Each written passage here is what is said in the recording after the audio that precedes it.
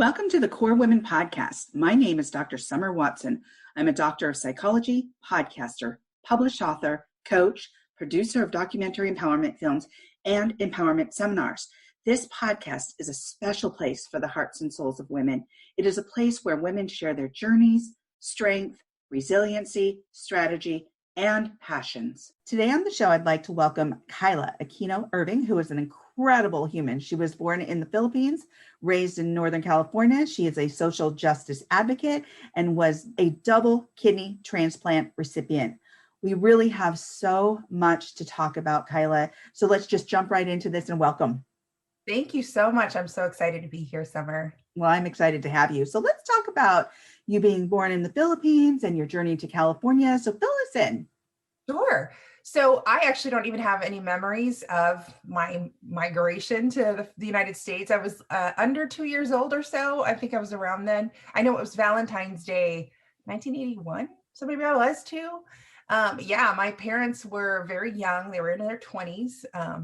And they came here not knowing much about anything. I mean, it's funny how they came from privilege and then came here to find that they had to clean houses because they just couldn't find jobs and they weren't familiar, they didn't have the connections where they could get higher paying jobs. So, they went from being elite and privileged to just starting out like anyone else who first comes to this country.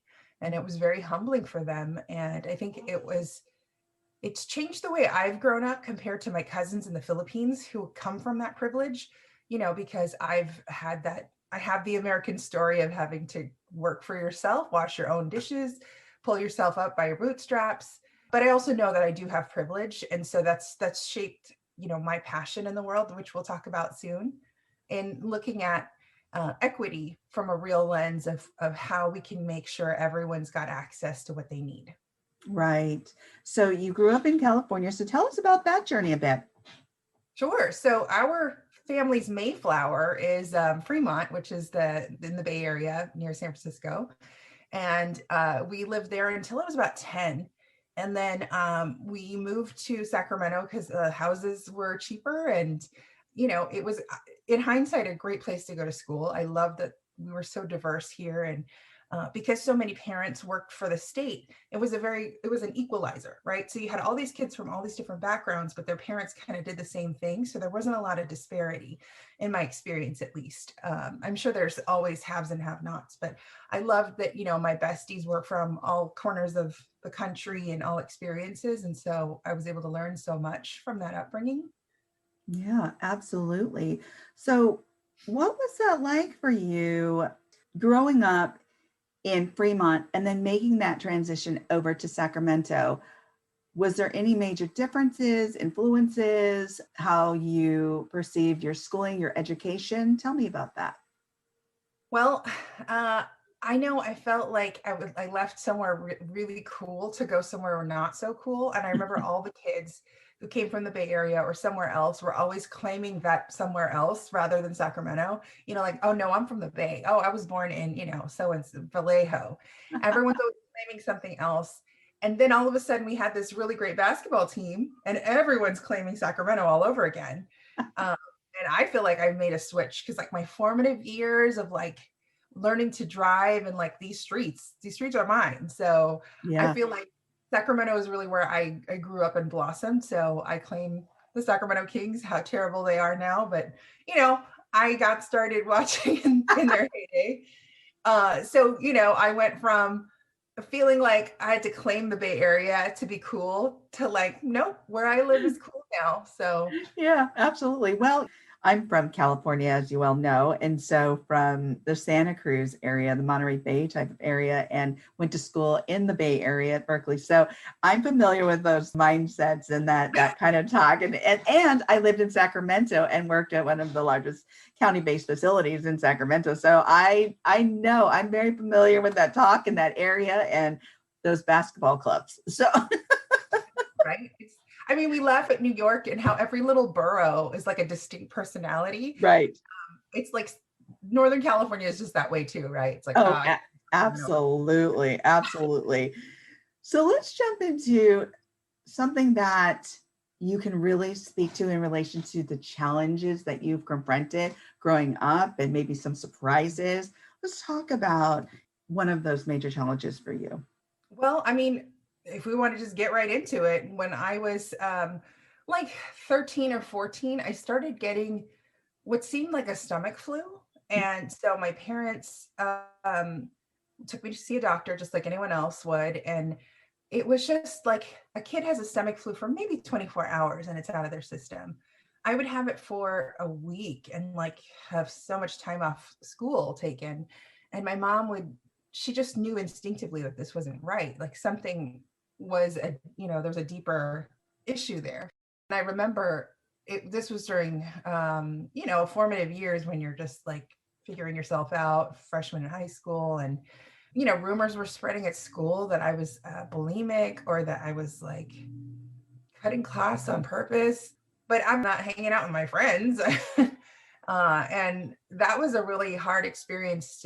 High school is hard enough. And to have, a chronic illness that we didn't understand yet, it was just something that like an extra burden to growing up. But anyway, yeah, my mom turned out to be right to her unfortunate, experience. She was right that my kidneys had completely failed. So that's why I was nauseated all the time and couldn't keep food down and just had no energy. And so when they got labs back, it was just so toxic that typically people don't live that long when they're not toxic. So I think being young and resilient, you just kind of bounce back and not even realize, then I don't know, I just felt crummy and I didn't think anything of it. But now that I'm older, I follow my labs so closely. I know what it's like to feel at that level versus, where I'm at now. Yeah. And ignorance was bliss. I think that's what got me through. I wasn't familiar with all the things I am now. Yeah, mm-hmm. Absolutely. It's not just that ignorance, but I think just being young, having that mindset, you are going to live forever. You're going to survive whatever. And that's a gift. I think that's a gift in many ways. So, I mean, I think about if, God forbid I had to go through something else again. I mean, I know what to do when I'm in a medical situation. I have my go-to standby things that I do, but it was a gift to be young and just like when they said, you're now going to be on dialysis. And I was like, okay, do it to me. And so I can go back to school tomorrow. And it was like, oh no, it's like a life sustaining, ongoing thing. I didn't realize dialysis meant having to be connected to a machine 3 times a week, so that my blood can be filtered the way that kidneys do. I had no idea. So, I was in a position, luckily, where I didn't need to be on the transplant waiting list. My dad was a match. My mom, oddly enough, was pregnant the first time I was undergoing dialysis. So she was ruled out right away. And I got my dad's kidney, and that lasted me 6 years. And then I was a young, stupid teenager and had to learn the hard way that you have to manage your health. And so I unfortunately lost my dad's kidney and was on dialysis for another 6 months until my mom gave me a kidney. And I've had that kidney. We're going on 20 years in August. So I had to learn a lesson the hard way, but we'll never neglect myself again. Well, I think that's really interesting, that insight, because we are at that age where at 16, 17, 18, 19, 20, where it's natural to think I can do A, B, and C like everybody else. So it's really difficult to tell somebody that young, hey, by the way, you're different and you're going to have to function differently. You're going to have to think differently about your health. I don't know how realistic a lot of times that is for somebody that young, because we're not just dealing with a mindset, we're dealing with hormones, we're dealing with change, we're dealing with so much at that time that impacts us naturally, organically. Right. So that's really hard to grasp. That would be really hard to grasp for any young adult. Right. I mean, plus your brain isn't even fully developed until you're 25. Exactly. So furthermore, I mean, yes, we have the ability to adapt and to, have our DNA express a certain way, but that means that we have to take care of the body. We have to feed it different things. We have to exercise it in a certain way for it to express a different way. However, it's that age. It's funny, and I talk about this all the time. This is an example. Why car insurance companies really target young boys and why? Because it's not just about them being impulsive, it is the hormone changes that are going on physically and physiologically in their body that, and for young women too, right? So why young people are targeted by insurance companies and why rates are higher, because it's not just the mindset and their actions, it's about change. It's about physiological change. Right. So I Absolutely. think these expectations, although you are going through something really difficult and challenging, those expectations are very difficult for somebody that young. How did you deal with that? Were you scared? I was super scared. I mean, my parents, I found out later when I was older that they would take turns crying, and so that they wouldn't show me that they were crying. And I had no idea, but um, I'm so close to them. I was, they were almost teenagers when they had me. So we're close in age, and I was really close to them. My mom is still someone I consider a best friend. And, we are silly people. We crack jokes all the time. I mean, that's half of what gets us going is like when I'm in the ER or something, we're always cracking jokes. And, part of it is to disarm the medical staff. Sometimes you get preferential treatment when they like you. I mean, it's just kind of the way it goes. You know how to butter somebody up. They're going to be nicer. And like when they're extracting your blood for a blood draw, they might use the nice little butterfly needle instead of like jabbing you with a thick one, So Yeah, yeah, any absolutely. little perk, I was taught just to kind of, it's funny. There's a personality test called the Strength Finder, Mhm. and the quality is called woo, where you're able to win others over right away. And I totally learned that from my parents because they're very disarming and silly, and they'll make a joke of something, and and then get like extra side dishes when they're at a chicken restaurant somehow, and you're like, how did we get all this food? Like, we work our magic. Well, and I think too, with certain people, when they go through transition and they have to adapt, they learn how to survive, how to adapt, how to integrate into the community. And with your parents having to do that at such a young age, being young people and transitioning from the Philippines and making and doing that migration over to California, you learn certain skill sets to be able to survive and adapt. And I think that's when that's modeled for us, we pick up on that and we Yeah. learn how to make those relationships with people around us. And you having to grow up, I mean, literally grow up in the medical milieu Right. makes a difference. And you know how to create those relationships there. Right. Like you said, sometimes you get preferential treatment when you're kind and you're nice and you make those quick relationships and you know how to do that Right. rapidly. Yeah. So, yeah, and that's a skill. It really is. It really is. So I'm glad you picked up on that because with you having to be part of that whole dynamic and in the medical arena so often, it's important to know how to make relationships and how to advocate for yourself. Absolutely. And, Absolutely. and because you learn that from an early age on, where has that led you? What have you done? How has that developed in your life? Well, I can't talk about my self advocacy journey without talking about the youth leadership program I did as a high school senior, Okay. called the Youth Leadership Forum for Students with Disabilities. Now, my mom, bless her heart, was an immigrant to this country, and first of all, had to learn how to assert herself when she had to push back and say, actually, no, we don't want this treatment for my daughter. I learned about this in my readings, and I would like to know if she can do this treatment. She learned to be assertive. She learned to be quote unquote American, um, through my journey of my health. Because in our culture, you just don't question authority like a doctor.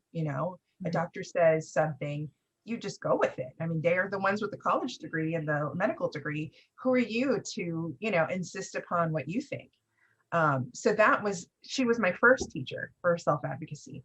And then through the journey, she was so hungry to just learn because she felt so, for lack of a better word, ignorant about everything that was going on. And I mean, how could you? I mean, you're not going to know about a chronic illness unless you have it yourself, or, somebody close to you has something like it. And no one did. I mean, anyway, so she put me in this program, or this youth leadership program called YLF, or the Youth Leadership Forum for Students with Disabilities. And I fought tooth and nail. I was like, what is this? I am not disabled. I'm not in a wheelchair. Like, for heaven's sake, why am I doing this? Right. And I remember the first day, and, she said, it'll look good on your resume. You missed a lot of school because you were sick, and I'm helping you, get something else on your resume to get you to college. And I was like, okay, I'll do it for that. Right. So I got my stuff with me, and I get to this, it's held in a dorm at Sac State, which later became my alma mater. Mm-hmm. But I'm there with my stuff, and I see kids in wheelchairs. I see kids with different disabilities. And I'm like, oh no, this is not for me. And I remember just like holding on to my sleeping bag at the time and being like, oh, I'm out of here. I'm out of here. And I was like, okay, I'm doing this for my resume. I'm doing this for like college entrance stories. And, of course, you come to find when you're in your small groups, learning about one another, is that we're all the same. Like, we're all young people who've had some sort of a medical or, some sort of diagnosis that has put us in a different category with other people. Yeah. And then from there, we're like on a small, short leash with our parents. And we're on this trajectory to be like connected to our parents forever and never have this experience of independence. This program taught that you can have a disability and be independent, and learn that there's an interdependence in the community where you're going to need something from other people, but you have lots to offer that you could potentially, support someone else. Whether, if for me, it's being an advocate, being in public relations allows me to be a mouthpiece for lots of causes that I believe in. So I feel like it's interesting because the disability movement is called the independent living movement, where people can live from choice and live alone. However, it's really an interdependence movement because we need the supports of different folks. Some folks need personal care attendant support. Some people need, sign language interpretation. So it's more like an interdependence, but it's really coming from choice, which is the huge, it's really the crux of everything. It's like when someone is able to live at choice, that's true freedom, right? Mm-hmm. And so absolutely. For me, that whole journey of self-advocacy came from that program. And I didn't realize it until much later that I was asked to speak and become a panel speaker for their program. And now I've been doing it every year since 2009. I've been a speaker. That is fantastic. Thank you. I love that journey. And so how did that kind of meld into what you do today professionally?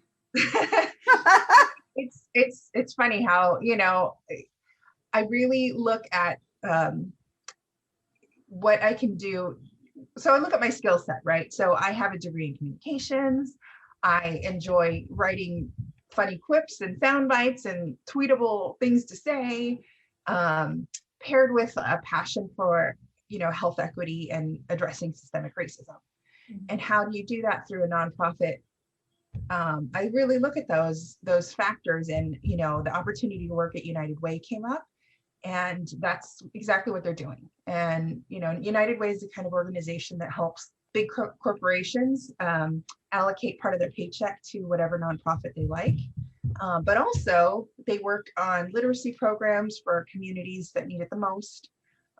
Those communities where test scores are not so good, and where they can look at how can we support and make tutoring programs. We've got, financial independence accounts for aging foster youth who are aging out of the system. So there's a lot of amazing programs that, I didn't know until I started working there.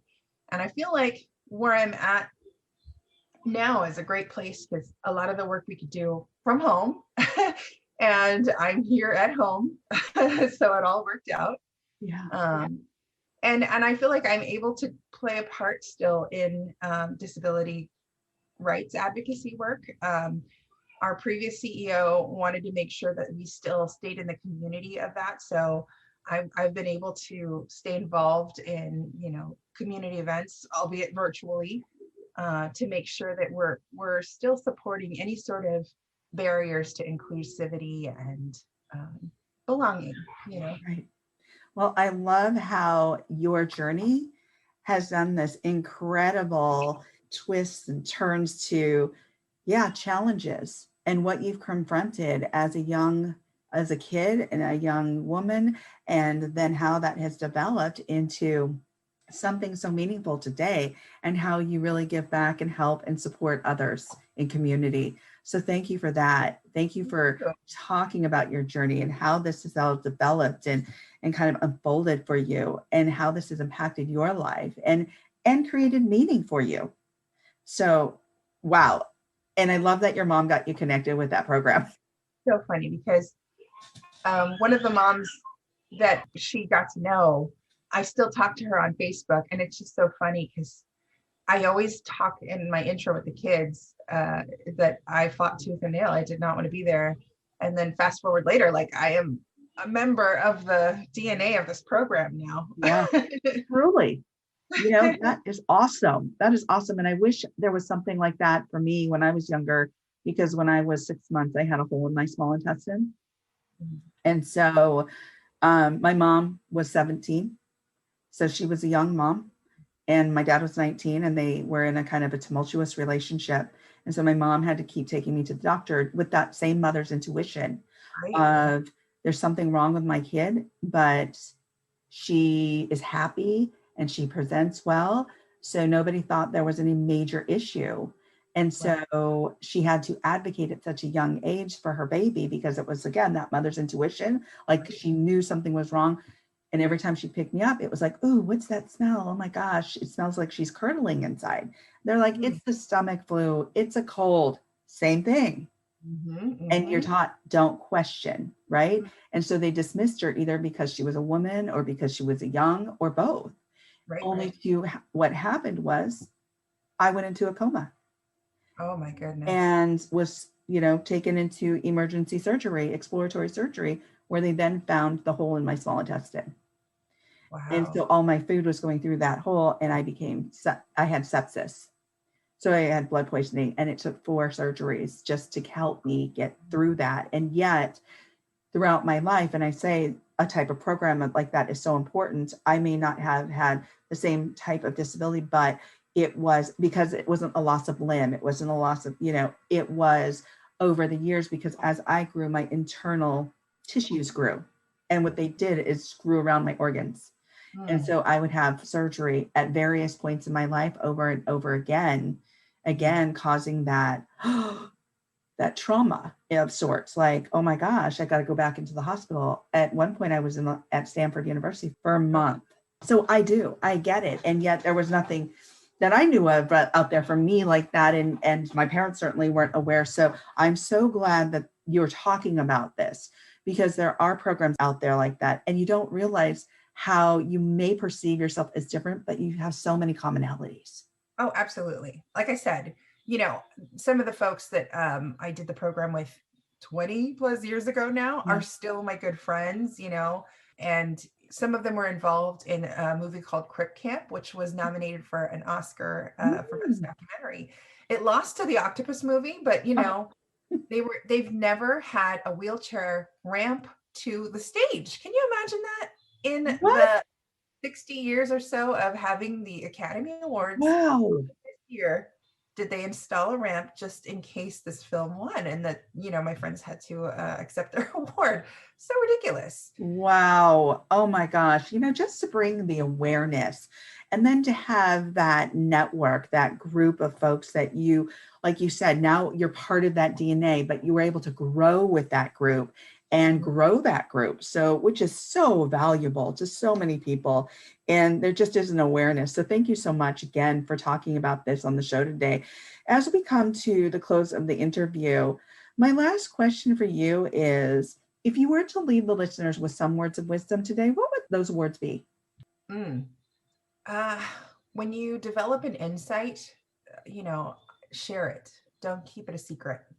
I think that so many times I've learned from peers who've just walked the same journey, and that has been immeasurable. In fact, if I can really quick, the Youth Leadership Forum, one of the panel speakers was a woman with a chronic illness, Sarah Triano, I'll never forget her, who told me that she had to fight to have a child. She has 2 kids now that are healthy. And I, every time I'd talk to my mother about being a mom myself, she would just dismiss it and say, nope, you're too high risk. It's not going to happen. And, later now I have a husband. He and I made sure to see as many doctors as we could to make it happen for us. And we do. I have an almost 4-year-old son now. And so my mom's kidney allowed me to be a mom myself. And I talk about how close we are. That was the hardest time in my life, is not telling her that I was pursuing this. But of course, I showed her all the evidence that, like, I talked to this many doctors. They all said, I'm a great candidate. I've been healthy for this many years. I can do this. And it was not an easy road. I'm thankful my son is here, but it does take a lot more energy to do something that some people take for granted. They're like, they eat a watermelon and they're pregnant, this wives' tales that, like, just do this, like, walk around the block backwards and you'll get pregnant. I mean, these are true miracles with the technology, with the medical advancements, with, the testing, and with your longevity of good health and taking care of yourself, your body, and following the rhythm of your body and understanding what's going on. You were able to do this. So I'm so happy that you were, and hopefully you can help others through their journey as well. So thank you so much. I hope that is my life's goal. I think a lot of my teenage years were spent asking God why, Yeah. And I think my adult life has been answering that question. And it's because I would not be able to relate to someone like you if I didn't have this story. It's like, I understand you on such a different level, and others who've had challenges in their lives because of Absolutely. Well, thank you, Kyla, for joining me on the Core Women podcast today. Thank you, Summer, for capturing these stories. Absolutely. If you'd like to connect with Kyla, you can follow her on Instagram at Discover Mabuhay and on Facebook at Discovering Mabuhay. If you need a strategic empowerment coach, contact me. If you want to tell your story of empowerment or how you have reconstructed your life to drive change, send me a video or an email of your story, providing permission to use it on my social media platforms. If you want to be featured on my podcast, reach out to me at info@corewomen.com. I want to hear from you and to get to know you. You are now part of the Core Women home. Let's get to know each other. Let's learn from one another. Please follow Core Women on Facebook, Instagram, and Twitter. Please let your women friends know about this podcast. If you write about Core Women in your social media posts, please hashtag Core Women.